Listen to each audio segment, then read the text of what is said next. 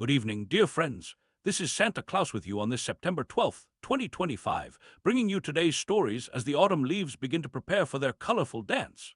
On this very day in history, we remember how Jack Kilby demonstrated the first working integrated circuit back in 1958, a small invention that would transform how we connect with one another across the globe.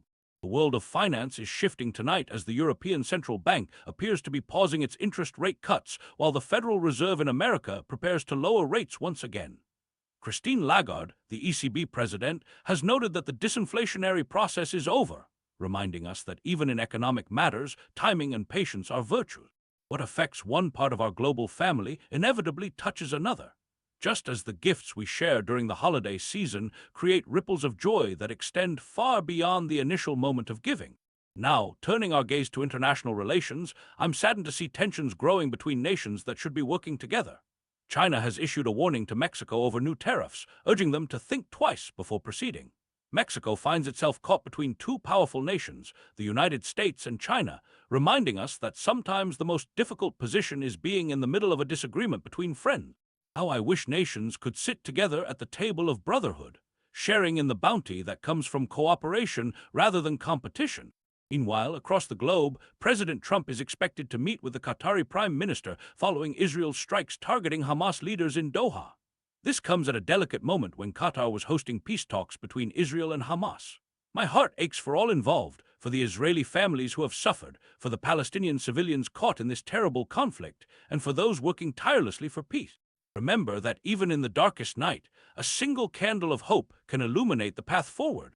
In Ukraine, we see how conflict continues to affect global energy supplies, with oil prices rising nearly 2% after Ukrainian drones struck a Russian oil terminal at Primorsk.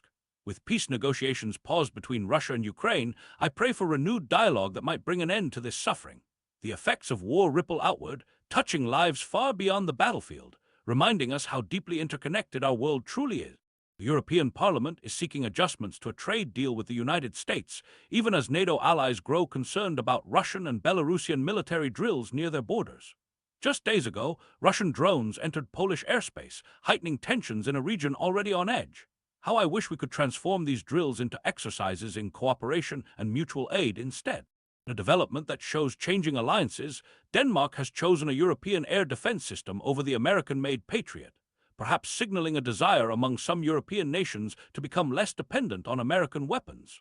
The United Kingdom, meanwhile, has announced 100 new sanctions against Russia, targeting ships carrying Russian oil and companies supplying materials for weapons. Let us pause for a moment and reflect on the situation in Gaza, where Israeli strikes have killed at least 40 Palestinians today, mostly in Gaza City. Many residents refuse to evacuate despite Israeli orders because they simply have nowhere safe to go. "The explosions never stopped since yesterday," said one father of two. My heart breaks for these families caught in the crossfire, for the children who should be playing in safety but instead hear the sounds of war. We must pray for their protection and for swift actions to bring humanitarian aid to those in desperate need. Prime Minister Netanyahu has signed an agreement to expand settlements in the West Bank, stating there will never be a Palestinian state. This place is ours. Yet Germany has announced it will support a United Nations resolution for a two-state solution, though it doesn't believe the time has come to recognize a Palestinian state. The path to peace requires compromise and recognition of the dignity and rights of all people involved, a lesson we would do well to remember in all our dealings with one another.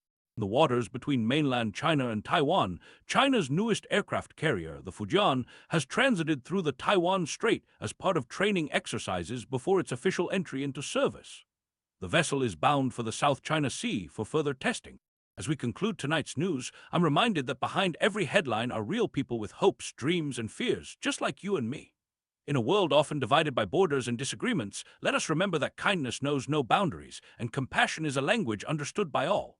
Whether in the halls of power or in our own neighborhoods, let us be bearers of peace, champions of the vulnerable, and creators of hope. Until next time, this is Santa Claus wishing you warmth in your hearts and goodwill toward all. May you find ways to bring light to those around you today and every day.